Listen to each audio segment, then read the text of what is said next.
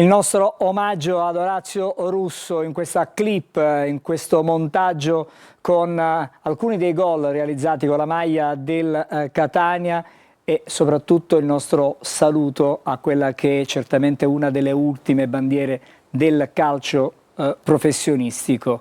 Stasera la prima parte di Corner sarà interamente dedicata ad Orazio Russo, lo faremo con degli ospiti speciali e particolari. Intanto permettetemi di salutare in studio quella che è un'altra, certamente bandiera del Catania, che è Peppe Mascara. Buonasera Peppe. Salve, buonasera a tutti. E poi permettetemi di salutare anche in collegamento e in diretta Nino Pulvirenti. Buonasera. Buonasera. Grazie per essere con noi e per aver accettato il nostro invito. E poi in studio con noi c'è anche Angelo Micale. Buonasera. E poi, diciamo, quella che è la squadra di sempre, Angelo Patanè. Buonasera a tutti. Alessandro Vagliasindi. Buonasera. Dall'altra parte dello studio c'è la nostra Giulia. Buonasera Angelo, buonasera allo studio, buonasera a tutti i nostri telespettatori. Vi ricordo il numero per interagire con noi è 342 771 2855. Non E a esce proposito neanche. voglio dire su questo discorso, il numero di telefono, il numero WhatsApp è attivo. In questa prima parte della trasmissione manderemo in onda dei messaggi che riguarderanno soltanto l'ultimo saluto a Orazio Russo. Permettetemi di iniziare però con Nino Pulvirenti, che abbiamo visto anche abbracciato, lo vedremo poi più avanti, ad Orazio Russo in questa clip montata dal nostro Ottavio Longo. Un pensiero, un ricordo di Orazio. So che sono tantissimi ed è difficile chiaramente pensare a un solo episodio. Ma è stata una lunga amicizia la nostra. Siamo partiti nel 1999 dai Cireale e poi fino alla fine è rimasto sempre con noi a Catania, per cui non lo so se è iniziato come calciatore, poi credo che sia diventato un fratello minore per me. Questo, diciamo, è un momento di grande tristezza, perché è inaspettato, perché non è giusto, per tanti motivi. Buonasera Press. La storia racconta che praticamente Orazio Russo c'è stato sempre, presidenza Massimino, poi presidenza Pulvirenti, è rimasto anche con la Sigi come dirigente ed era fino ad oggi ovviamente al lavoro con la presidenza Pelligra. Questa lunghezza temporale ci racconta proprio la statura del personaggio, che è stato trasversale, cioè ha superato 4 presidenze e ha avuto riconoscimenti da tutti, perché evidentemente era prima ancora che un professionista, una persona di grandissimo spessore morale. Orazio era un ragazzo affidabile, la persona che ti trovavi sempre vicino, non aveva importanza il ruolo.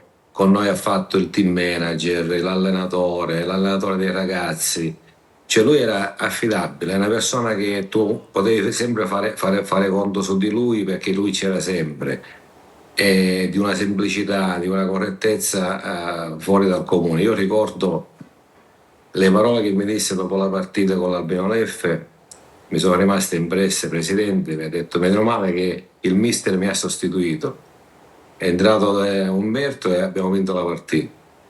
Cioè, questo era Orazio Russo. Che cosa cioè, non ci sono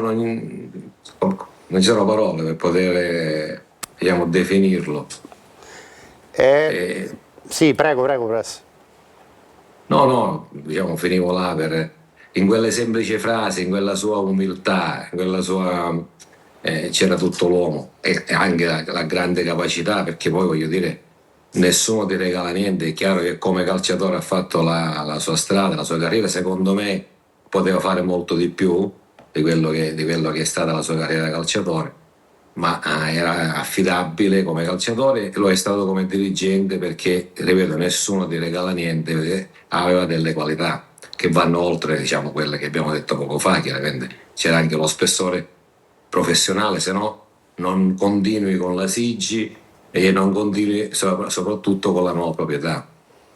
Che con me ci poteva anche stare un rapporto di amicizia che ormai si era creato, però poi ha continuato, quindi significa che le qualità c'erano. Il fatto che ci sono tutti questi riconoscimenti a tutti i livelli e tutti ne parlano ovviamente come emblema della catanesità nel calcio, ci portano a dire, ma questo è un nostro pensiero e vorrei sapere se lei lo condivide, che potrebbe essere anche bello intitolargli Torre del Grifo, anche alla luce del ruolo che ricopriva fino alla sua scomparsa. Sì, non sarebbe una cosa sbagliata, chiaramente dipende dalla nuova proprietà. Io ho detto, noi magari siamo un po' più passionali, no? Magari loro, essendo magari ragionano in modo diverso, magari la vedranno in un altro modo, ma sicuramente qualcosa la faranno per Orazio, ne sono sicuro. Non so se mi intitoleranno il centro sportivo o qualcosa, ma comunque la faranno perché la persona merita, e soprattutto perché veramente, come detto all'inizio, è uno delle ultime bandiere, insomma, del calcio catanese, no? Inteso come sofferenza, come voglia di riscatto, come poi, diciamo, risalita, tutto ha rappresentato Orazio, cioè e quindi gli va riconosciuto questo. Presidente, in studio c'è un altro dei suoi figli, c'è Peppe Mascara, che insomma anche oggi pomeriggio è stato alla Camera Ardente. Il tuo ricordo di Orazio? Ma penso che il press ha detto tutto quello che si poteva dire sulla persona di Orazio. Orazio lo volevi bene perché lo vedevi, era sincero, era genuino, era spontaneo, ti aiutava. Pensa che l'anno che abbiamo vinto il campionato è uno che vedevi poco, ma si faceva sentire, nel gruppo si faceva sentire tanto, perché era una persona allegra, un ragazzo speciale, organizzava, faceva capire a quelli che erano appena arrivati che cosa significava essere catanese, rappresentare la città di Catania, il tifo di Catania, un ragazzo dalle mille risorse che non si faceva notare, ma dietro lavorava tanto. Presidente Angelo Patanè, alle tue spalle vedo delle immagini in bianco e nero di Catania e Orazio è un emblema, uno di quei simboli di questa città, uno dei pochi giocatori nato a Catania, cresciuto a Catania, vissuto a Catania. Tutti i gol di Orazio Russo lo portavano sotto la curva a mostrare il sangue, le vene, no? Quasi il suo gesto fisiologico era quello di subito mostrare il sangue addosso per dire sono catanese, sono rossazzurro. Ma in un momento di così grande tristezza, ma quelle immagini che riguardano quella partita, quel Catania Albino Leffe, e quanti altri momenti belli pensi di poter ricordare in questo momento, tra quelli che insieme avete vissuto? Ci sono stati momenti belli e momenti anche brutti. Chiaro. Lo dico col sorriso perché poi ve lo racconto un episodio. Niente, quello là a bordo campo è stata una cosa naturale, non era preparata, ci siamo ritrovati là come penso tutti i tifosi catanesi a vedere quei 2-3 minuti, 5 minuti finali interminabili, no? E ci siamo così abbracciati, dove i ruoli non c'erano più, cioè non c'era né il presidente né il calciatore, c'erano due amici che si abbracciavano là e aspettavano che finisse la partita. Ma dico, perché Orazio Russo e non qualcun altro che faceva parte del contorno anche importante, forse più titolato di quella partita? Ma vedi, queste cose nascono spontanee, non c'è stata una scelta, è venuta da sola, cioè era proprio naturale che fosse così, per tutto quello che abbiamo vissuto insieme ai tempi della Cireale e poi del Catania. Cioè lui ha percorso tutta la mia strada da dirigente professionistico, per cui era naturale che fosse così, non c'era altra possibilità. Press, però quel E- gol che lui realizzò quell'anno contro il Vicenza è un po' la precondizione per poi essere arrivati a quel momento in Catania Albino Leffe, perché quella partita il Catania perdeva 2-0 in casa con 2 gol di Gonzales, poi ci fu un autogol del Vicenza e al 91esimo quel grandissimo gol che abbiamo rivisto, che rimise un attimo le cose a posto perché era un momento particolarmente difficile. E pensa tu che io quel gol neanche lo vidi, perché e l'ho visto poi in televisione, perché me n'era andato. C'è tanta la rabbia per quella partita che me ne ero andato e ho sentito il boato nelle scale, no? Scendevo da sopra, ero sopra, e poi ho capito che avevo fatto gol, poi l'ho visto in televisione, me lo sono perso in diretta, che era veramente alla fine, era una partita tiratissima. Noi eravamo forse, non lo so, una giornata non brillante, e soltanto quel gesto, credo che, ma quello è un gol, Peppe lo può dire perché ha fatto il calciatore, è un gol preparato, cioè lo ha inventato praticamente, no? Peppe. Io mi ricordo anche, a proposito dei episodi, sì. ne parlavamo stamattina, così ricordando un po' quello che il rigore sbagliato ad Avellino nella finale playoff con la Cireale, no? Cioè io penso che lui in quel momento, che poi noi non siamo riusciti a vincere e quindi non siamo andati in C1, lui voleva sprofondare. Io ricordo perfettamente la scena, quando sono arrivato negli spogliatoi era morto completamente.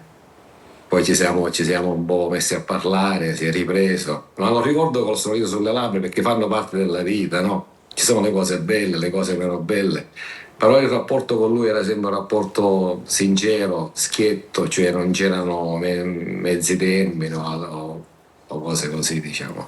Angelo Micale. Io francamente, in mezzo a tutti questi ricordi, tutte queste parole, non vorrei dire tantissimo. Posso solamente dire una cosa, che non è giusto. Non è giusto perché Orazio era una persona talmente buona che probabilmente meritava certamente una fine assolutamente diversa. Io lo ricordo con tanto affetto, lo dico nella stanza di mio figlio c'è un solo poster, il poster è quello di Catania e Vicenza e c'è l'autografo per mio figlio e questo per me rimane un ricordo che io posso guardare ogni giorno. Quando apro quella porta mi ritrovo subito quell'immagine. Non voglio dire nient'altro perché Orazio è uno di quelli che davvero quando lo incontravi era un piacere.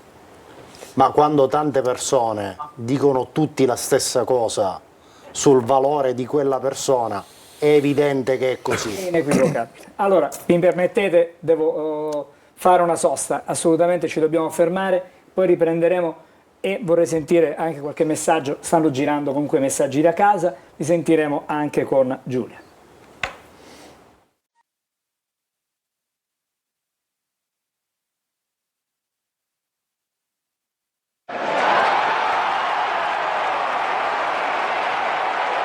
Allora, adesso Giulia, qualche messaggio.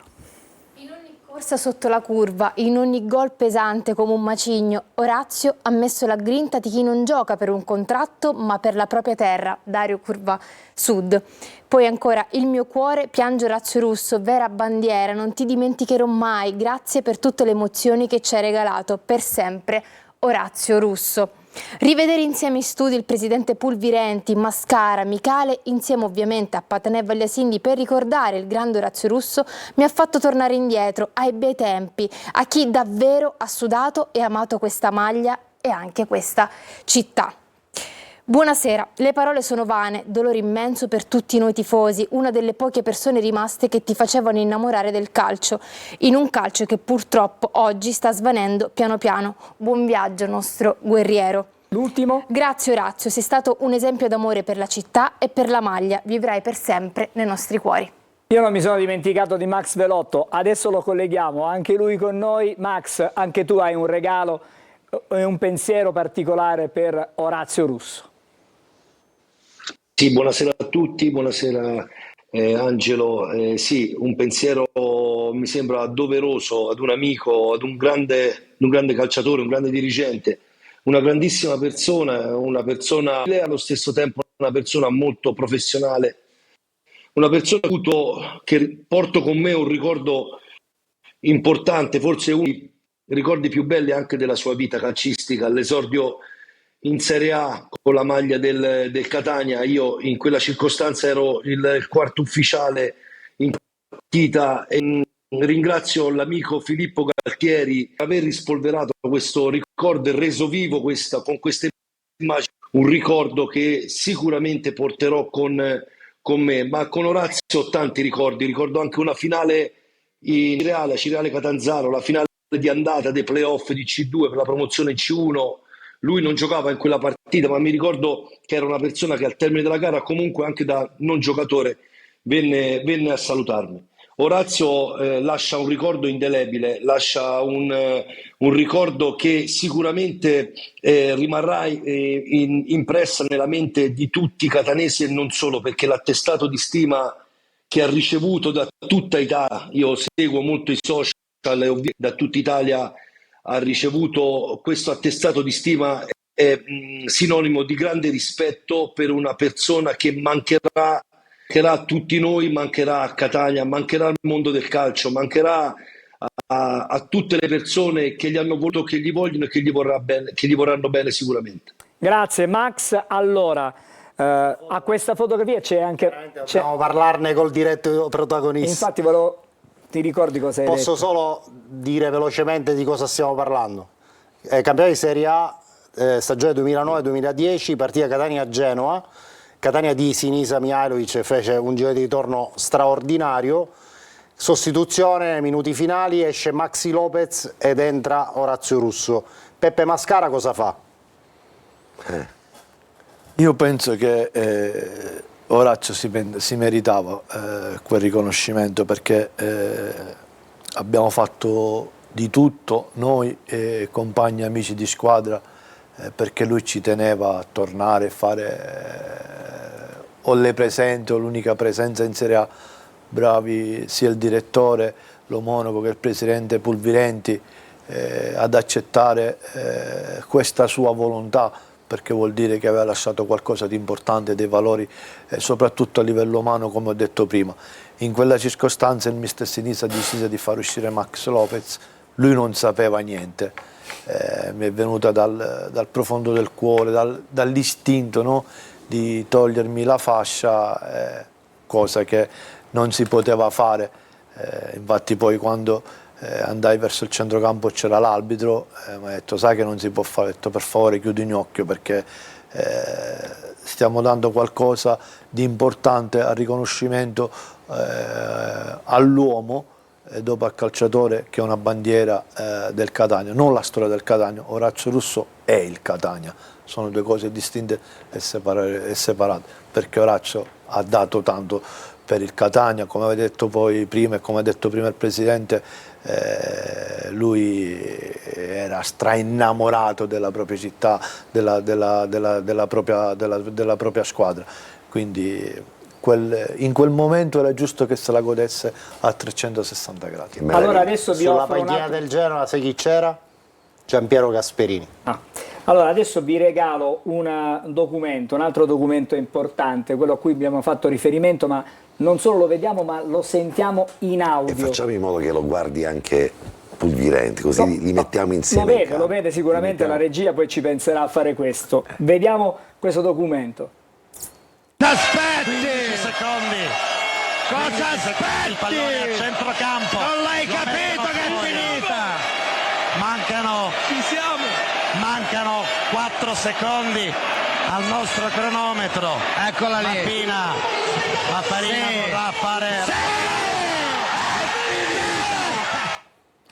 Allora, è andata in saturazione anche l'audio per questa clip che riguarda la partita della promozione tra il Catania e l'Albino F. Era il maggio del 2006, se non... Le immagini sono le nostre, fu una nostra produzione.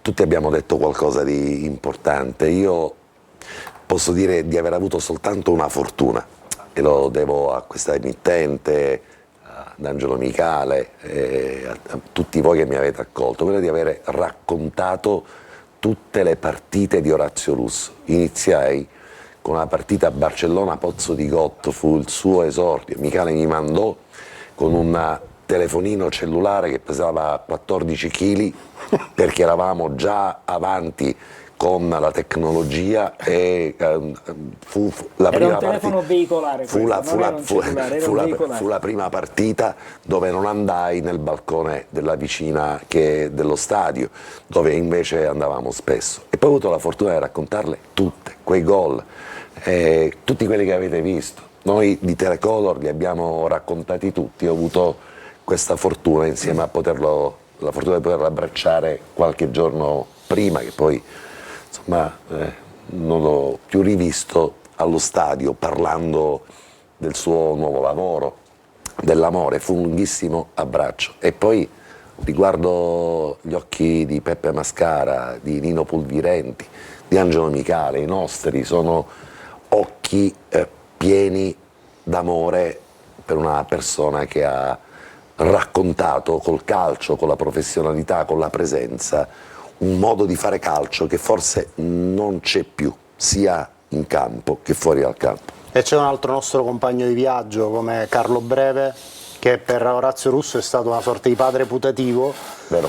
Ricordate che Orazio Russo iniziò a giocare nel Battiati a 14 anni, allenato da Fazio, che è anche un cugino di Carlo Breve. In quella squadra giocava il fratello di Carlo Breve e si creò subito una affinità elettiva tra il fratello maggiore Carlo Breve e il fratello più piccolo Orazio Russo, una cosa che si è poi consolidata negli anni, perché comunque Carlo in qualità di allenatore della rappresentativa ovviamente ha avuto un'interazione costante con Orazio ed è stato anche promotore di un evento organizzato presso il suo istituto dove insegna Carlo Breve, la Pestalozzi.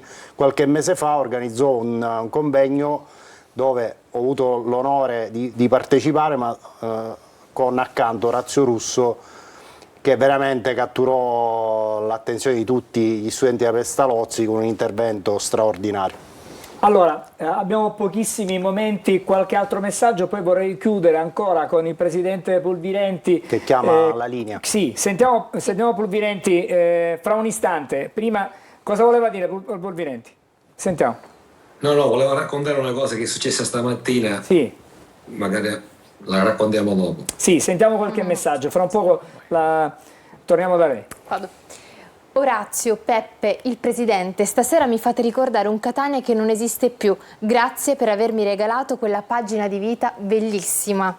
Bellissimo omaggio il video iniziale, spero si intitoli Torre del Grifo ad Orazio o si ritiri la numero 7, condoglianze alla famiglia. Orazio Russo è stato sempre un volto pulito e un grande professionista, sempre col sorriso incollato al suo volto. La scomparsa di Orazio Russo è veramente triste e inaspettata. Una bandiera rossa-azzurro, un simbolo di attaccamento alle proprie origini, vivrà sempre con noi, un esempio per tutti. Grazie per le emozioni che ci hai regalato. Il gol contro il Vicenza rimarrà indelebile. L'ultimo messaggio. In quel fotogramma di Catania Albino Leffe si racchiude tutto l'amore che Orazio Russo insieme al presidente Pulvirenti hanno nutrito verso Catania ed il Catania. Passione, grinta e coraggio, tempi unici ed indelebili nei ricordi del cuore di tutti i catanesi. Una sola parola, grazie. Grazie a te e adesso torniamo di nuovo da presidente Pulvirenti. No, è successa una cosa stamattina, non so se la sapete, forse sì, e quindi casomai mi fermerete e ne racconto. Questo per dare ancora di più dimostrazione di quando Orazio è stato voluto bene ed è voluto bene, no? Stamattina mi chiama Pippo Bonanno che è a Catania, mi dice: Presidente, venga che la vuole salutare un amico. La so, presto. Io vado, Lo no? sappiamo. Però Facciamola l'avete raccontare, detto. a casa magari non la lei, sanno. la dai. dica lei. Ci mancherebbe. No, no, mi sembrava se era una ripetizione. Non l'abbiamo detta, non l'abbiamo detta. No. Io arrivo là, Pippo non è mai banale, quindi per chiamarmi c'era qualcosa di importante. Arrivo là e mi ritrovo davanti Vincenzo Montella. Io non mi aspettavo completamente di vederlo, cioè proprio l'ultima persona che avrei pensato di vedere era Vincenzo Montella. che ci salutiamo, dice Vincenzo, dice, Presidente, sono venuto per Orazio perché domani non posso venire ai funerali, poi devo andare per lavoro in Turchia, ho preso l'aereo da Roma, fra poco me ne vado, sono venuto a rendergli omaggio. Cioè, questo è per testimoniare ancora di più, no? Se ce ne fosse bisogno, che cosa era Orazio Russo. Cioè, ecco, ho voluto raccontare così come è andata. Un bellissimo gesto. Bellissimo davvero questo gesto. E stasera alla Camera Ardente, che Facciamo è fino alle vedere le 22, immagini, possiamo vedere le immagini della Camera è stato Ardente. allestito al Massino, è andato a trovarlo anche ovviamente Pietro Lomona. C'era pure Peppe Baronchelli. Peppe Baronchelli, sì. C'era la città, oggi Catania è andata a rendere omaggio. Un lungo applauso, Sì. da oggi alle 13:30 fino a domani. Ci sarà la cerimonia funebre alle 15:30 in cattedrale. Insomma, è il modo per salutarlo e accompagnarlo verso l'aldilà.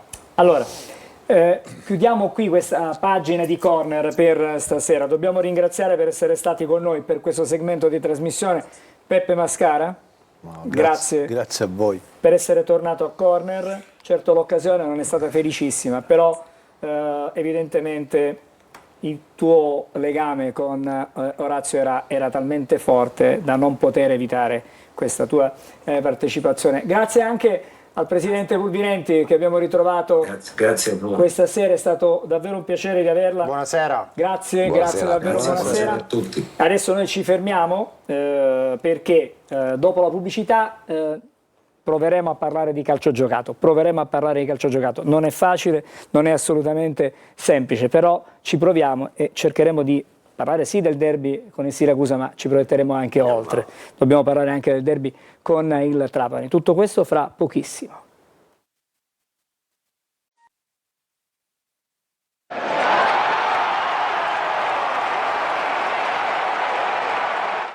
Allora, torniamo. Solo per la città. Domani alle 13:30 la tifoseria organizzata sarà allo stadio per dare l'ultimo saluto prima del funerale a quella che è stata la bandiera Orazio Russo. Merita il saluto e il calore di tutta la città, tutti presenti per l'ultimo abbraccio. Allora, adesso è difficile, è complicato, però visto che abbiamo deciso di fare 2 segmenti di trasmissione, ne facciamo partire un altro con la copertina della partita con il Siracusa, del derby con il Siracusa, il montaggio di Massimo Celau. I due capitani da una parte e dall'altra si stringono la mano. Tutto è pronto, l'arbitro fischia proprio in mezzo. Adesso l'inizio della gara. Mi aspetto un Catania sornione, un Catania che rispetti tatticamente il Siracusa. Di sinistra per Bruzzaniti che mette un pallone al centro, la rigore, il pallone, il salvataggio e tira il gol. Il tiro e il gol dopo il colpo di testa, dopo la grande giocata di Bruzzaniti, il gol di D'Ausilio. Sblocca il risultato, Carlo. D'Ausilio è stato il giocatore che si è inventato la superiorità numerica in questa situazione, bravissimo, è andato a concludere, ma prima ha dato il là a questa ripartenza feroce del Catania. Che stop quello di Bruzzaniti, il lancio per la possibilità di Pieraccini di mettere il pallone in gol, ma c'è posizione irregolare.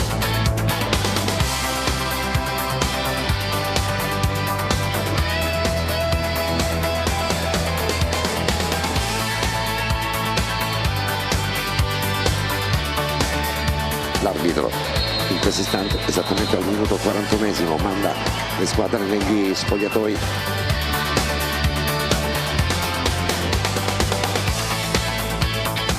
Siracusa che però si propone sulla fronte offensiva, non ci sono state sostituzioni tra il primo e il secondo tempo. Attenzione, la Siracusa che va il gol di Paolo che buca la difesa del Catania, mette il pallone in fondo al sacco.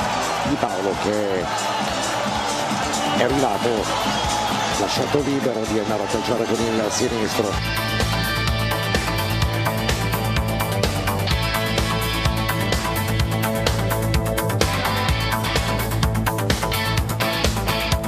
Messa al centro, che parata da parte di Farroni che toglie la piacere del gol alla formazione rosazzurra. Ancora l'intervento di Farroni, poi Jimenez Di nuovo col destro, di nuovo col destro. alto sulla traversa.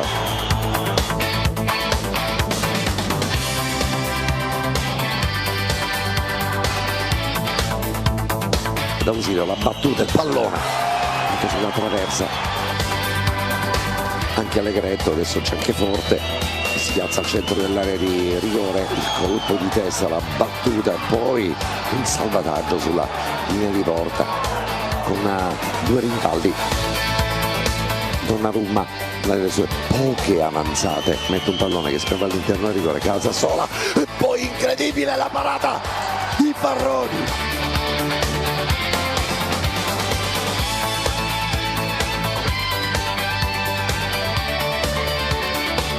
Guardato tutto, dice che avere verificato e non c'è nulla, mentre c'è una espulsione, viene cacciato via Turati, Rolfini in mezzo e poi la parata ancora Casasola all'interno dell'area di rigore, precipita per terra, c'è un cartellino giallo. Ma è giusto, perché invece di andare a concludere lì ha cercato di farsi fare il rigore. L'arbitro proprio in questo istante dice che la partita è finita. Allora, la partita è finita, un'altra occasione persa dal Catania per poter accorciare rispetto al Benevento, considerato che c'è da recuperare poi la partita di mercoledì con il Trapani. Vi chiedo la massima sintesi perché non abbiamo il tempo. Solo il titolo, se vuoi. Io voglio dire una cosa, ma tu gli chiedi la massima sintesi a Patanè? Stavolta Grazie Michele. Angelo, ti stupirò, solo il titolo. Nelle ultime 3 partite il Catania ha realizzato solo un punto in più del Siracusa. La differenza sta nel fatto che il Siracusa deve salvarsi dall'ultima posizione in classifica, il Catania doveva aggredire il primo posto. 3 partite, Siracusa 1 punto, Catania 2. Allora, forse il titolo sarebbe stato più opportuno l'ultimo. Alessandro. Il mio titolo? Sì. Il peggior avversario del Catania è il Catania. Ecco. Vediamo se su questa analisi concorda Angelo Michele. Ma è indubbio che in questo momento il Catania sta passando una crisi senza limiti e confini. Cominciata molte partite fa, non è vero che è cominciata solamente in queste ultime 3 partite, la crisi comincia già prima, perché il Catania ha vinto partite per il rotto della cuffia tante volte, solo che quelle volte quelle azioni sono andate a buon fine e questa volta le azioni non sono andate a buon fine e naturalmente con il gioco asfittico che si ritrova il Catania ne vengono fuori anche di questi risultati. Siracusa ha fatto un figurone, il Cerignola sembrava, come dicevo prima di iniziare la trasmissione, il Real Madrid, d'altronde un po' tutti quando incontrano il Catania trovano evidentemente degli stimoli diversi, perché io ho visto giocatori che non più tardi di qualche ora dopo sembravano le controfigure, praticamente. Le controfigure. No, ma è un fantasma. Io l'esempio ce l'ho sempre con quel Ligi che sembrava improvvisamente diventato non si sa che cosa, era in qualsiasi zona del campo. Poi però a Cosenza improvvisamente il Cerigliona si è squagliato. Questo però non significa niente, non vuol dire nulla, perché questa squadra, come giustamente dice Alessandro, le partite le deve vincere da solo. Se vuole vincere il campionato, se è vero che ha la squadra più forte del campionato, se è vero che merita di andare in Serie B, lo deve dimostrare sul campo. In questo momento non lo sta dimostrando. Allora, vorrei sentire adesso chiaramente un giudizio sull'arbitro da Max Velotto, visto quello che, insomma, sono stati tantissimi episodi da Moviola. Adesso li vedremo fra non molto, però il giudizio su quello che è stato l'arbitraggio. L'arbitro era partito molto bene all'inizio della partita, impostando una soglia del fallo molto alta e riusciva a reggerla. Secondo me, dopo l'annullamento della rete del Catania, nel secondo tempo si è completamente scomposto, è risultato poco coerente dal punto di vista tecnico e sinceramente gli è sfuggita anche un po' la partita di mano.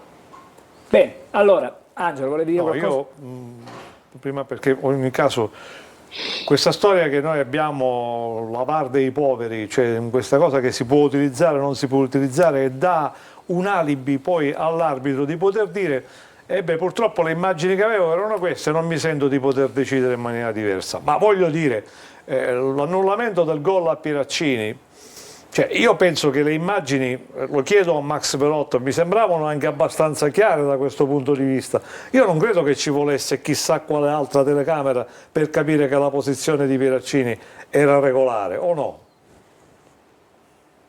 Sono d'accordo con te, Angelo, a prescindere che c'è da fare una premessa importante. Allora, per determinare la posizione di un fuorigioco bisogna essere perfettamente in linea, ma detto questo, l'immagine che ci viene restituita, secondo me, ci certifica una posizione quantomeno dubbia, più regolare che meno. E siccome la disposizione a questi livelli è che nel caso di dubbio l'assistente deve rimanere giù con la bandierina, secondo me il grosso errore viene commesso proprio in questa fase.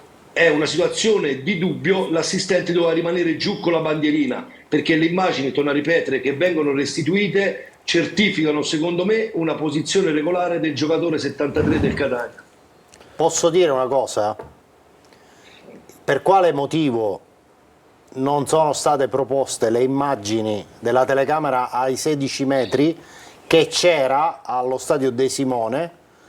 L'abbiamo vista in altre fasi della partita. Proprio su questo episodio, misteriosamente, l'immagine della telecamera ai 16 metri non c'è, che sarebbe stata rivelatrice. È stato un problema tecnico. Ma lo sto chiedendo così ad alta voce. Hai la risposta? Ho la risposta, nel senso che lo stadio di Siracusa non permette, sotto un profilo tecnico, di piazzare le due telecamere. Angelo, la telecamera era piazzata e si vede durante la partita. Fammi finire. Mancano soltanto, manca quel frame di partita. Fammi finire. Allora, le telecamere allo stadio di Siracusa non possono essere piazzate ai 16 metri. Le due telecamere che noi abbiamo visto in realtà erano piazzate perché abbiamo fatto un briefing tecnico prima di cominciare la partita. Il bello di essere lì sul campo e vivere anche questi momenti. Allora, tu hai ragione quello che stai dicendo, che non possono essere messe... Fammi finire. Due cose. Quindi, le telecamere a Siracusa a qualunque partita sono piazzate ai 20 metri, perché la tribuna finisce ai 20 metri e non ci sono torrette che permettono di collocare le due broadcast ai 16 metri. Punto primo. Punto secondo. Con ogni probabilità, a volte gli operatori di ripresa, ma questa è una mia percezione, a volte non riescono da quella postazione a seguire l'evolversi dell'azione. Proprio per questo motivo la regia ha collocato quelle immagini perché erano le uniche che avevano a disposizione, facevano parte della telecamera centrale, ma per me erano bastevoli. Allora, è anche vero e c'è da dire che il direttore di gara, adesso poi magari con Max approfondiremo, secondo me non ha commesso solo questo errore, di errori ce ne sono stati parecchi e il Catania probabilmente ha rischiato di prendere un calcio, di rigore nella cattiva sorte. Nel finale. Ma vogliamo fare una moviola? La facciamo dopo la pubblicità. Così, la facciamo dopo la pubblicità. Andiamo in pubblicità, ci vediamo subito dopo.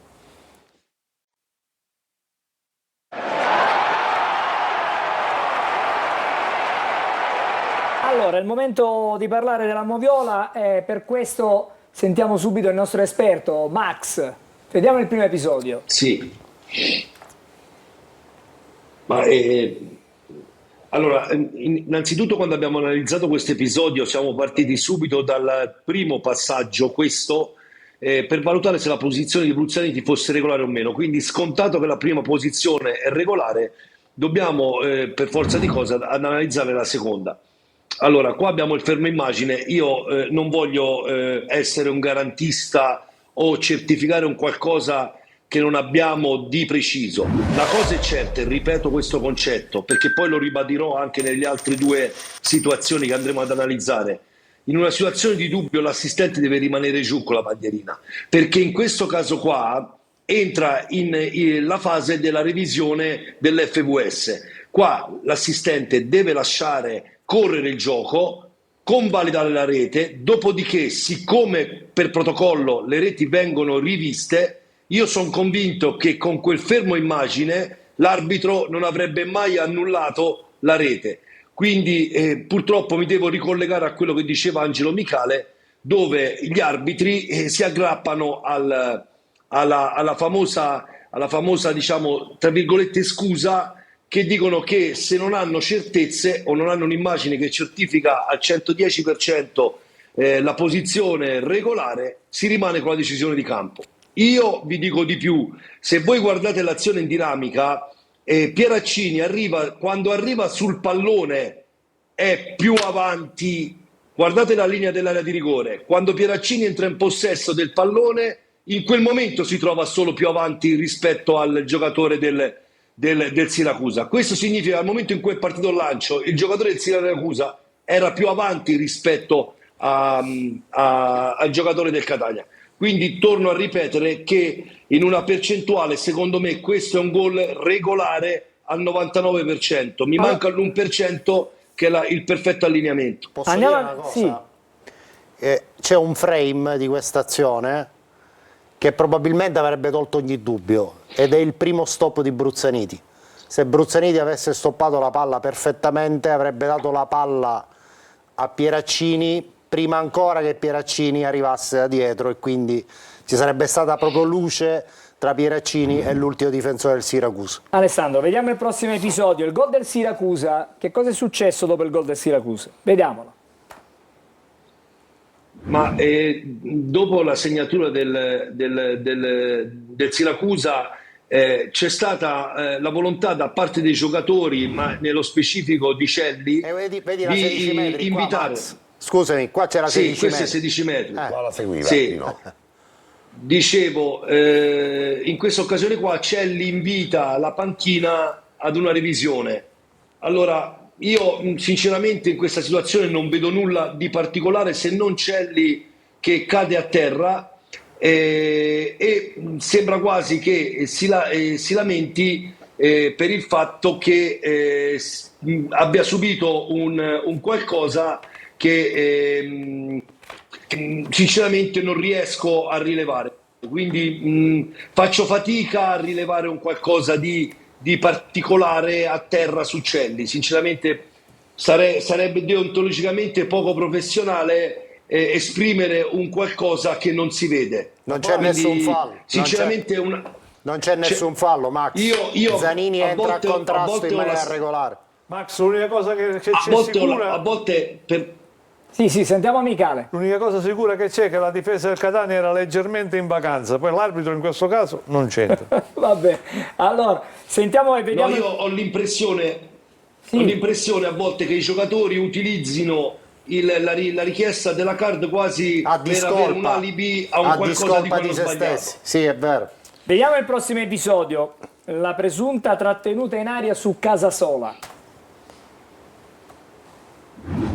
Allora, sia per quanto riguarda questo episodio che quello che vedremo successivamente per il discorso di Allegretto, allora in questo caso qua doveva valere per il fuorigioco lo stesso concetto utilizzato in questi due episodi. L'arbitro non ha la certezza di un qualcosa di falloso, lascia continuare. Quindi anche in occasione dell'annullamento del gol di Pieraccini, se c'era il dubbio non devi prendere la decisione più drastica, devi far continuare il gioco, come far continuare il gioco in questa situazione l'arbitro Sacchi. Poi la review, loro chiamano la review per rivedere l'episodio, la review restituisce un qualcosa che sinceramente forse molto probabilmente non aiuta l'arbitro ad avere una piena consapevolezza di quello che è avvenuto. Sinceramente vedo un braccio che si appoggia sulla schiena di Casasola che accentua una caduta che sinceramente non è congrua e correlata al tipo di contatto che c'è stato. Secondo me in questa situazione l'arbitro fa bene a non intervenire. Max, il rigore è una cosa seria. Giusto, il rigore è una cosa seria, i giocatori lo devono capire e molti sono ancora convinti che con l'FVS basta buttarsi in terra che si prende calcio di rigore. Qua il calcio di rigore è già difficile prenderlo quando le situazioni sono evidenti, figuriamoci quando sono, diciamo così, superficiali. Allora, il prossimo, abbiamo parlato del fallo di Allegretto proprio alla fine quasi della partita. Siamo nel recupero. siamo nel recupero, c'è questo intervento in area di rigore di Allegretto. Allora, anche in questa situazione qua, notiamo la posizione dell'arbitro. L'arbitro è posizionato benissimo. Secondo me non esiste nessun tipo di step on foot sul giocatore del Siracusa. Non escludo un contatto del piede di Allegretto nei confronti di Gudeluvicius, ma ritengo che l'intervento di Allegretto si possa derubricare ad un semplice contatto. Non escludo, ripeto, il contatto, ma il contatto non è sempre fallo. Il piede di Allegretto, come si può vedere dalla zoomata, dalla camera stretta, non si sovrappone mai al piede del giocatore del Siracusa. Anche in questa circostanza la caduta del giocatore del Siracusa, secondo me, non è congrua e non è proporzionale al tipo di intervento che c'è stato. Max, possiamo dire però che ha rischiato Allegretto? Moltissimo. Va bene. Max, sono stato zitto finora, però ho una mia percezione per averla vissuta sul campo. Per onestà intellettuale dico che se a Catania, al Massimino, ci fosse stato un fallo al contrario, al tempo scaduto, al 90° minuto, su una partita che andava in parità davanti a 17.000 spettatori, tutti avremmo gridato allo scandalo, perché fra tanti rigori concessi quest'ultimo aveva le stimmate per essere concesso. Io reputo che invece l'arbitro, ma è una mia percezione assolutamente personale, abbia inseguito un errore del quale si era reso conto nei primi 45 minuti, riguardando, rivedendo la dinamica di quel gol annullato al Catania, e poi non se la sia sentito a tempo scaduto di fischiare un calcio di rigore a favore del Siracusa. Per onestà intellettuale io reputo, Alessandro, sì, però perdonami, se l'hai rivisto all'FVS il gol annullato a Pieraccini, quale altra immagine gli hanno potuto far vedere per convincerlo allora, che era in linea?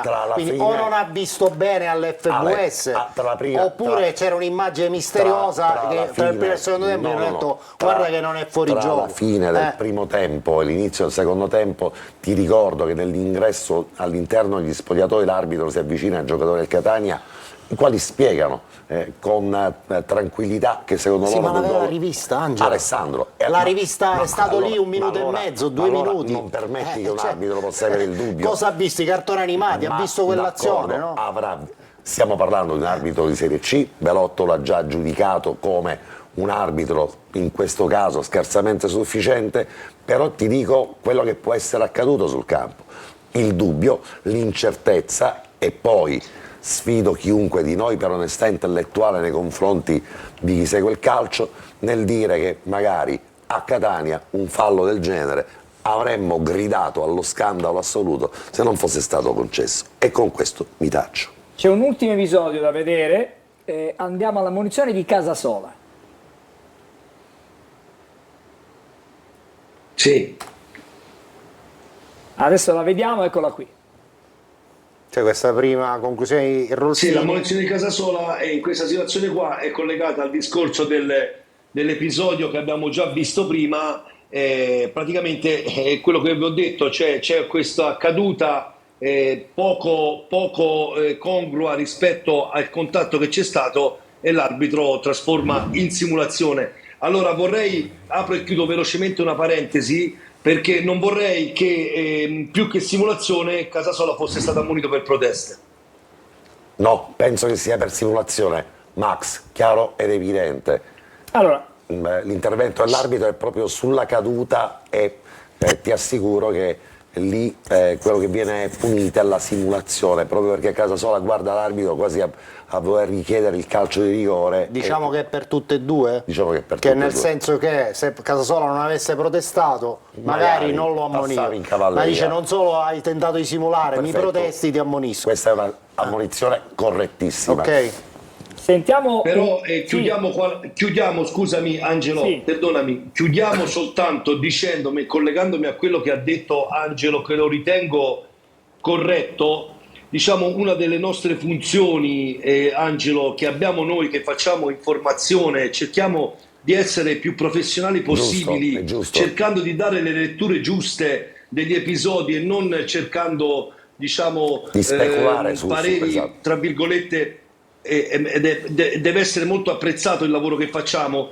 Quello che volevo dire è che, rivolgendomi alla platea rosso-azzurra, cioè ricordiamoci di questo episodio, perché io oggi ho cercato di fare una disamina di un episodio che per me è contatto. Il giorno in cui accadrà un qualcosa come te stavi sottolineando, ricordiamoci di questo episodio, perché io me lo tengo segnato da una parte e poi ne riparleremo. Max, per me rimane calcio di rigore nel contesto di una partita, sia a favore che contro il Catania, per la percezione che ho avuto del campo, così come ho avuto la nettissima percezione a fine partita che l'arbitro abbia voluto colmare a un errore, non se la sia sentita di concedere il calcio di rigore a tempo scaduto. È una mia Quindi personale... un doppio errore grave. È una mia doppio errore grave che avrebbe però portato il Catania, se l'arbitro non avesse avuto il dubbio del primo tempo, a perdere una partita al 92esimo. D'accordo. Però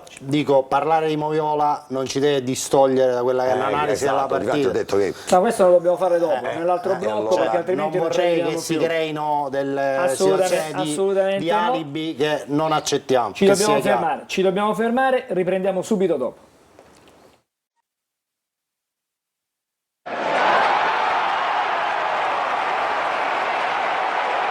Allora, torniamo insieme, ripartiamo con qualche messaggio da Giulia. Abbiamo una squadra fortissima come elementi, ma un mister che non sa forzare e spingere con tutti gli elementi che ha in organico. Allenatore assolutamente da rivedere. Toscano deve dire grazie ai dirigenti del Catania perché sono dei signori, in altre società già l'avrebbero esonerato. Secondo me aver rinnovato il contratto a Toscano sia stato l'errore più grande di questa società.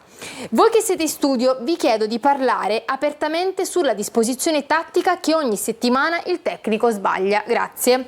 Il gol è regolare, si vede già in diretta, basta vedere che i piedi del giocatore del Catania al momento del lancio sono sulla lunetta, mentre quelli dell'avversario e non solo sono in avanti. Vero. FVS inutile nella maggior parte dei casi se non ci sono le telecamere 16 metri, tuttavia con il riferimento della lunetta dell'area di rigore si evince che Pieraccini è dietro il difensore del Siracusa. La situazione sembra essere sfuggita completamente di mano anche ad un allenatore vincente come Toscano, pensiamo ai playoff. Sono sempre più convinto che questo sistema FVS non funziona, resta quasi sempre la decisione iniziale dell'arbitro. Se non si vince col Trapani, Toscano si può preparare le valigie. Credo che Toscano non sia un allenatore adatto per il girone C. L'ultimo? Studio. Perché non ci sono immagini ai 16 metri nell'azione del gol del Catania? Già l'abbiamo spiegato. Abbiamo già detto prima. Allora faccio questa domanda e chiudo con questa. Non fare domande. Quello era un gol regolare, anche senza la 16 metri. Il gol del Catania è un gol regolarissimo, poi quell'altro è calcio di rigore. Allora, ripartiamo da cosa, Alessandro? Beh, volevamo mostrarvi il tasso di prolificità in trasferta delle squadre del girone C e possiamo vedere in questa grafica in che posizione è il Catania in questa diciamo mini graduatoria. Questo è un tapazzismo rosso-azzurro. È il film del campionato. Numeri. Benevento 25 gol in trasferta, stiamo parlando di gol in trasferta. Benevento 25, Crotone 22, Casertana 18, Salernitana e Casarano 17, Picerno 16, Catania e Cerignola 15. Quindi il Picerno ha fatto più gol del Catania in trasferta. Non so se serve aggiungere altro. Alessandro, serve nella misura in cui è dall'inizio di questo campionato che raccontiamo di una criticità del Catania in trasferta. Avere visto Siracusa-Catania avantieri mi ha dato ancora una volta l'impressione di una squadra che non impone mai il gioco, subisce il gioco degli avversari, gioca praticamente aspettandosi il gioco degli altri e agendo di conseguenza. Questa è una situazione che non ha fruttato benissimo a Toscano, che se ha un ruolino di marcia importantissimo in casa, tante volte ha parlato di criticità in trasferta. Il problema qual è? Il problema è che se il Catania gioca aspettando sempre gli avversari insomma, a Siracusa sembrava davvero che le parti fossero invertite, cioè che la classifica di questo campionato la stavamo guardando al contrario, no? Che il Siracusa era secondo e che il Catania fosse penultimo, dal modo in cui ha fatto ragionare il centrocampo del Siracusa, così come Michele parlava di qualche settimana addietro, dove i centrocampi delle formazioni avversarie sembrano ragionare in maniera assolutamente cronometrica rispetto al rallentatore di quello che accade a Catania. Questo è giusto, sì, pure, e poi ti dico un'altra cosa. Non abbiamo avuto le risposte di Toscano a fine partita, sappiamo per la vicenda del lutto. Non sarebbe cambiato niente, che le risposte di Toscano avrebbe detto le stesse cose. Se noi fossimo stati più cinici, se avessimo centrato lo specchio della porta. Attenzione però, non è che Toscano da questo punto di vista ha torto. Sulla cinicità del Catania non ci sono dubbi, perché se andate a rivedere un attimino il film della partita, ci sono dei gol che si dovrebbero segnare fino a prova contraria. Giusto. Perché voglio dire, Rolfini, che di mestiere fa l'attaccante, ha avuto una grande occasione da gol, ma l'altra l'ha avuta ad ausilio. E non hanno fatto altro che, diciamo, non sono riusciti a trasformare quell'azione. Qui le colpe di Toscano ci sono fino a un certo punto, perché attenzione, forse il problema di questa squadra non è soltanto la mancanza di duttilità di Toscano, che gioca solo con un modulo di gioco, aspettando l'avversario e cercando di colpirlo. In realtà questa squadra manca anche di un... si chiama Cazzim, dicono a Napoli, in Campania, manca quella cattiveria che ci vuole secondo me in certi momenti. Sembra che questa squadra sia un po' troppo gentile per certi versi, non abbia... ci sono delle squadre che magari hanno una sola occasione a partita ma la sfruttano. Catania di occasioni ne crea, guardate che non ne crea solamente una. Poi, voglio dire, sabato Farroni è diventato Zoff. Per carità, forse abbiamo sbagliato noi a levarcelo, Farroni, dovevamo tenerlo probabilmente, ma il portiere c'è lì per parare, però non è che ci sta lì per caso. Però anche gli attaccanti del Catania, io voglio dire, io salvo solamente una persona, Caturano. Caturano ha avuto un solo pallone, dicasi solo pallone, ha colpito di testa, ha creato un grosso problema a Farroni, grossissimo problema a Farroni. Su palla inattiva. Su palla inattiva, dopodiché Caturano non ha ricevuto nessun tipo di pallone, soprattutto per il tipo di giocatore che è Caturano. Quindi le colpe molte volte possono essere da una parte e da un'altra. Sì, ma il fatto che Caturano abbia ricevuto un solo pallone, che cos'è? È un problema tattico. L'ho capito. Giusto, ma quindi se questa squadra nelle ultime 3 partite non ha messo l'attaccante di riferimento di quella partita nelle condizioni di tirare in porta palle in movimento. Ma perché? È evidente che è un problema tattico. Scusami, il Caturano è mai stato l'attaccante a riferimento del Catania? Ha giocato una partita da titolare. Fammi finire. Allora, dall'inizio del campionato. Nell'altra c'era Forte. Caturano, quando è entrato Rolfini. Dico, tutti gli attaccanti non hanno avuto l'occasione di battere a rete in modo pulito da un'azione. Ma posso dirti manovrata. Darti un altro spunto di riflessione. Ma perché gli attaccanti sono messi nelle condizioni, stiamo dicendo la stessa cosa, ma soprattutto giocano il calcio per il quale loro hanno realizzato tutti. Ma forse questa gol. Squadra non può giocare con un solo attaccante e forse ne ha bisogno di 2. L'abbiamo mai fatto questa prova? Abbiamo decantato le doti di che ne so, Forte, ma abbiamo visto che lo storico di Forte sono tutti quei cross che arrivano, Forte di testa e Forte. Ma quanti cross arrivano al Catania e a Forte? Eppure ha fatto i suoi 8 gol. Quella grafica non è mai stato il titolare di questa squadra. Guarda che dico sempre che è arrivato una settimana fa, per dire, Facundo Lescano gli ha chiesto a un tecnico che è ancora in bilico, c'è sempre in bilico, Peppe Raffaele, ma Peppe gli ha detto: dove vuoi giocare? Come vuoi giocare? Gioco così, fammi giocare in questo modo. Ha fatto 4 gol. Forse anche 5 nell'arco di 6 partite. Di che stiamo parlando? Sì, però voglio dirti, quella schermata ti racconta la storia di un campionato, di una stagione, e ci dice che il Catania in trasferta ha fatto più di un gol soltanto 2 volte, a Giuliano e a Caserta, se la memoria non mi inganna. Sì. Per il resto a volte non ne ha fatti o ha segnato un solo gol. Con un solo gol è difficilissimo che tu porti a casa tutte vittorie. perché la situazione offensiva Angelo. della squadra avversaria ci sta che ti Sentiamo pesca. Michele. Il problema purtroppo del Catania è che si vanno esaurendo alcune cose. Allora, per essere più chiari, il Catania come gioca? Il Catania gioca con due esterni forti, che sono Donnarumma e Casasola. Ora, Donnarumma in questo momento sembra in debito di ossigeno. Ma Sembra Ponzi cosa è arrivato a fare? Cosa? Ponzi perché è stato acquistato? Io non lo conosco, cioè nel senso Mi che io dicono che in non l'ho mai visto neanche un minuto. Mi dicono che in allenamento Non l'ho può mai- tranquillamente Scusami. dimostrare in campo di essere Ci dicono che un questo non lo so. funzionamento è fortissimo e gioca soltanto una partita da mezzo Concludendo titolare. ancora un'altra cosa, nel gioco del Catania come funziona? Funziona che o con i due esterni oppure sul miracolo del famoso fantasista. Il Catania ha una batteria di fantasisti infiniti che però devono giocare in posizioni particolari. Facciamo un esempio. Catania acquista Bruzzaniti.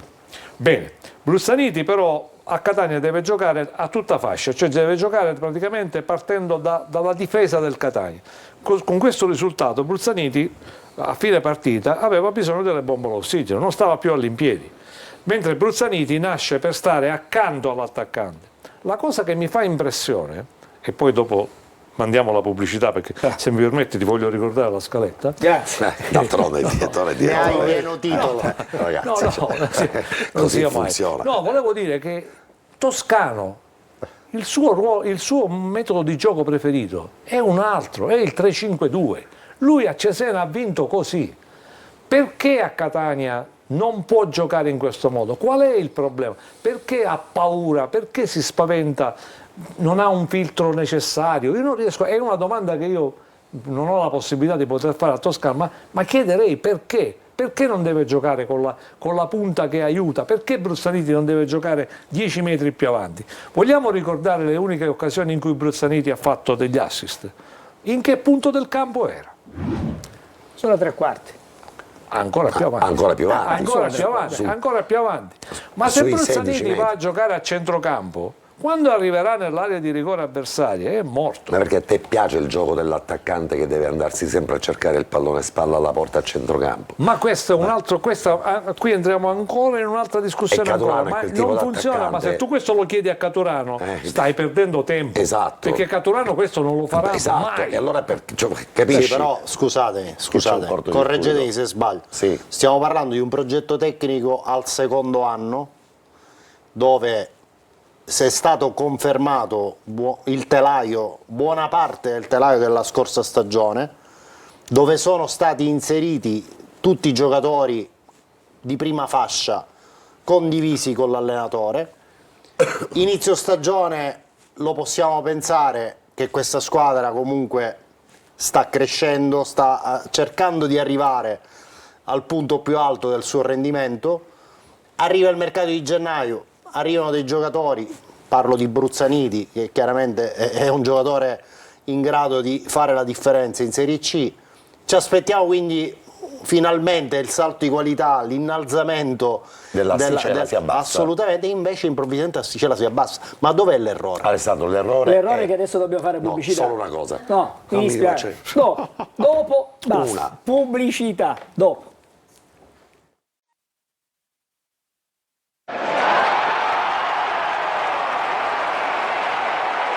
Allora, siamo dentro all'ultimo segmento di Corner e allora ripartiamo dal Posso miglior- fare vedere una grafica intanto? Prima Roba del da migliore? matti, cioè, lui Però mi non è passa. possibile. Possiamo aggiornare Lui fa. velocemente? C'è una grafica anche che ci deve fare vedere Max, comunque Sì, ci sì, deve sì, fare... ma velocissima. Fa La- come Vargas che praticamente Il testa a uno è testa. pronto a fare il gol, Vargas gli prende il pallone e tira di sinistra. Il testa a testa Facciamolo vedere Benevento-Catania. questa testa, ma deve Facciamoci essere- del male. ma deve Facciamoci essere del male. velocissimo, Di male. indolore. Benevento-Latina 1-1, risultato maturato prima di Siracusa-Catania. Catania che se avesse vinto a Siracusa si metteva a 54 su 60 con recupero mercoledì e che quindi puntini. E allora questo mi dà l'assist, Sì. per fare una doppia considerazione, fare i complimenti al Siracusa. Assolutamente. Perché una squadra di ragazzi ben allenata, senza stipendi, non avevano avuto la conferma, non so se ancora oggi ce l'hanno, di avere ricevuto gli emolumenti di dicembre. Se non hanno ricevuto gli stipendi sono problemi E serissimi. voglio dire, non so adesso, però sono scesi in campo in queste condizioni e hanno giocato alla pari col Catania. Standing ovation a fine della partita della tifoseria aretusea, alla quale va dato il merito di avere ricordato nella curva dedicata ai tifosi del Catania che non c'erano quei tifosi del Catania che non ci sono più, e questo diciamo che è un bel gesto tra le tante scintille che invece negli anni ci sono stati.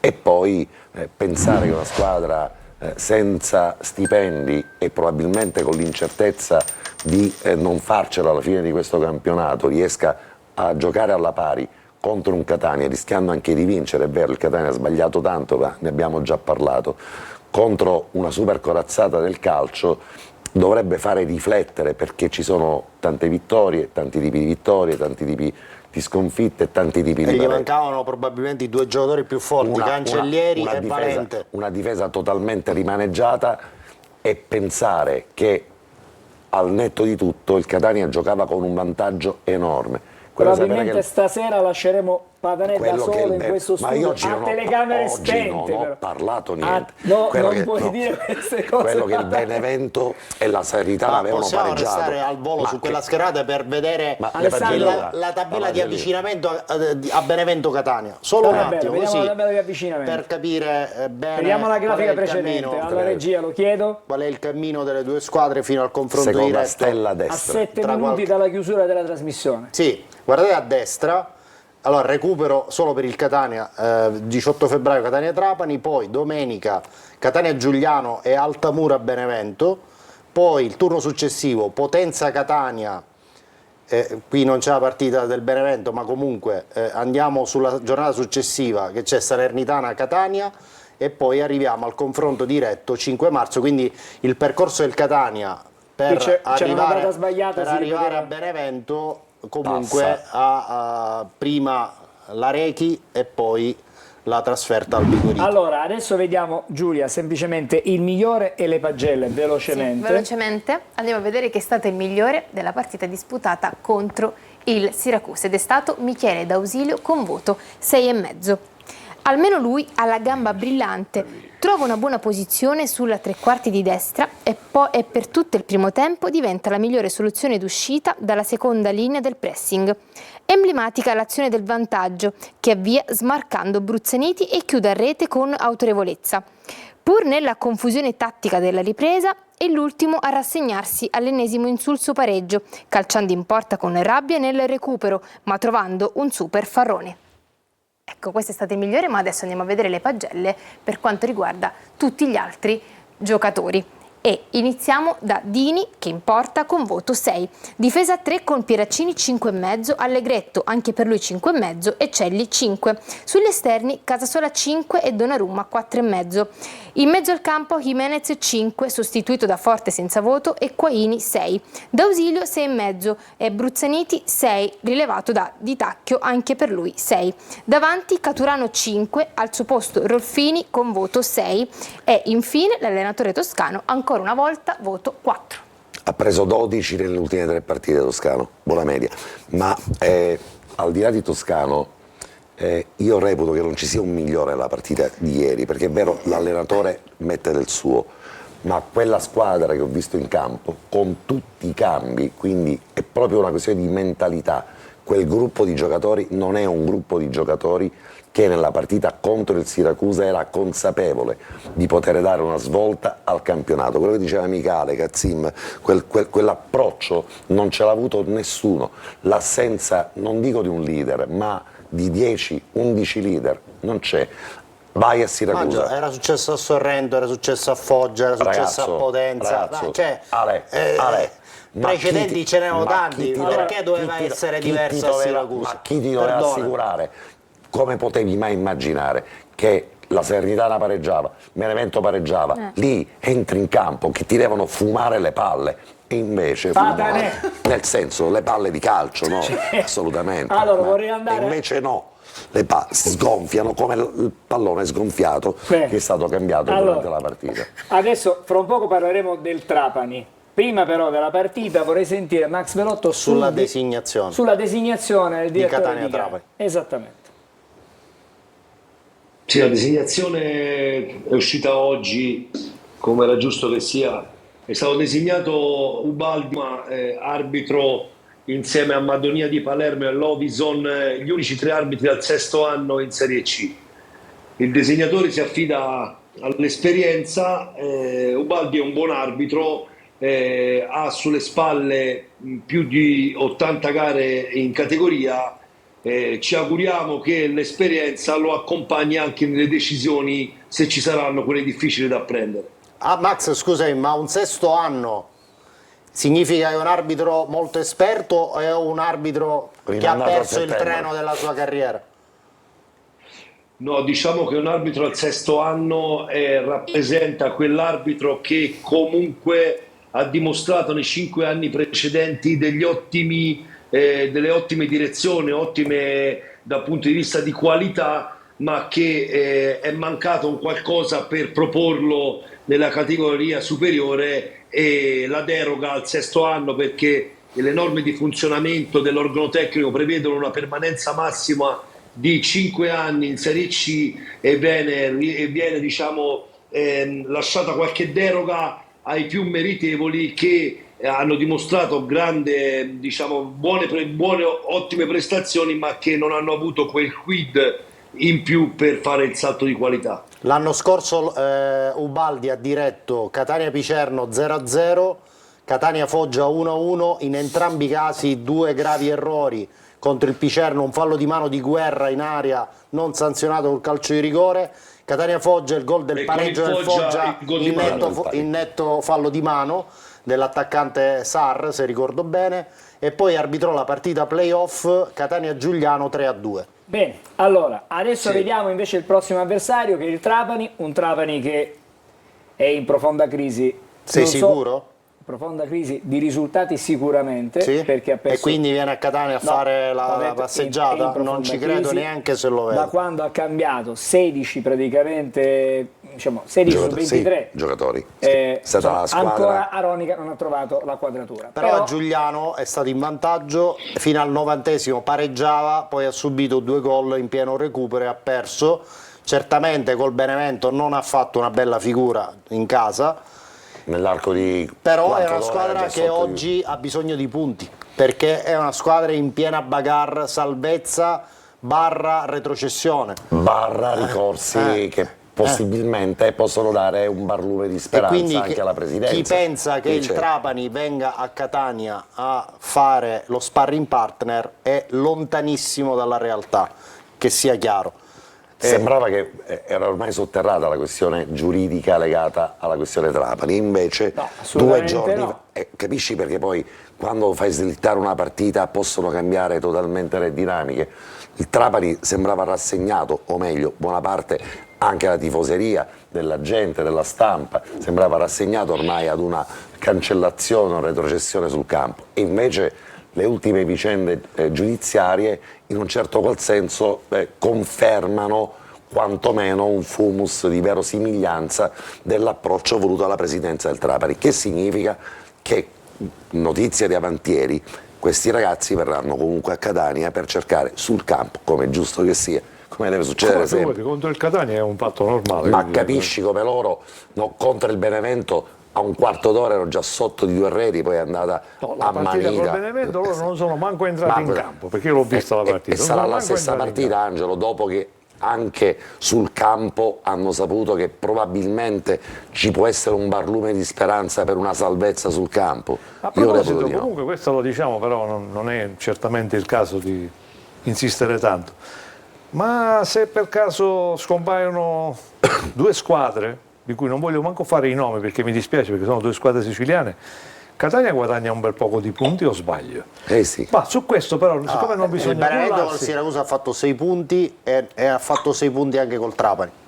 Il Catania ha fatto pareggio a Trapani, 4 punti col Siracusa, quindi a occhio e croce è come dici tu. Bene, d'accordo. Però ci tengo a precisare che quello che ho detto non è sicuramente, non sto in questo momento sperando una cosa del genere. Non è un auspicio. Mi piacerebbe soprattutto che il Catania vincesse il campionato con le proprie forze. Per merito.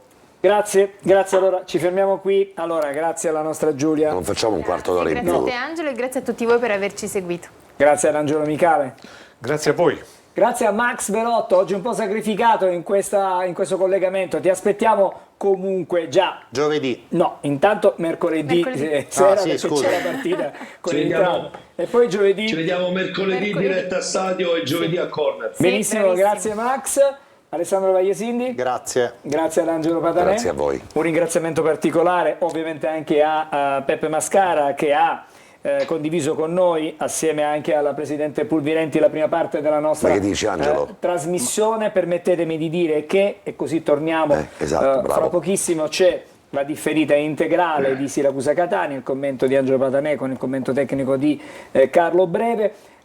Chiedo a Fabrizio Rizzo che è dall'altra parte, che sta ai bottoni, comanda quindi la regia, di preparare la clip con la quale abbiamo iniziato la nostra trasmissione, perché con quella vorrei Che bravo che finire sei, non avevo dubbi. questo nostro appuntamento. Volevo anche dire che a proposito del ricordo di Orazio Russo ci scrivono che anche chi si occupa della sicurezza dell'ordine pubblico nell'ambito proprio dello stadio ha voluto ricordare, ricordo Orazio Russo come un collaboratore molto preparato e soprattutto un amico. Noi ci fermiamo, vediamo questa clip, poi ci sarà la sigla finale di Corner. A tutti voi l'augurio di una buona serata.